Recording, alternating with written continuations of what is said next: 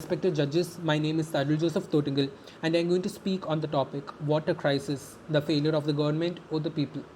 So before we start making any accusations or pointing fingers as to who is responsible for the water crisis of our country, let us first understand what was the situation of our country. Our country only had 4.6% of the world's freshwater reserve. It meant that we only had 4.6% of the world's freshwater reserve in order to cater to the water needs of more than 16.4 billion people. So we were at a disadvantageous position from the get-go itself. However, we were not facing any water crisis. Why? Because we still had access to ponds, rivers, lakes, and an abundant monsoon season. So where did it all go wrong? How did the situation change into a water crisis? We all know the answer to that. The rapid unchecked industrialization, the excessive utilization of groundwater, the water pollution that has been taking place, the reasons are plenty. However, if the government had actually implemented strict measures, rules and regulations in order to curb or in order to stop these factors, we won't be facing a water crisis that we are now having.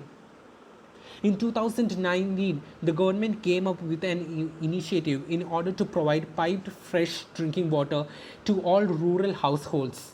A brilliant initiative by the government, but it's shocking to realize that the government only came up with this initiative only now, and it is such an essential service to be provided to the people. We need to change the existing distribution of water systems that are in our country. We need to bring about a change in the drainage systems and take up measures in order to undertake better rainwater harvesting and water recycling. We need to stop the water pollution that is taking place, and we need to regulate the usage of groundwater. We actually in totality require the complete overhaul or the complete turnover of the existing provisions that our country is employing now. I'm not saying that the government is not undertaking any initiative or implementing any projects in order to solve the whole crisis of water that we are facing. The government has actually undertaken a lot of projects. One of those projects was the Ganga Action Plan. It was implemented in 1985 with tasked with a small objective in order to make the Ganga river into a bathable condition within 25 years.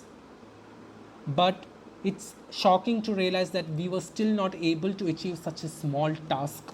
More than 50% of our population are still facing water crisis.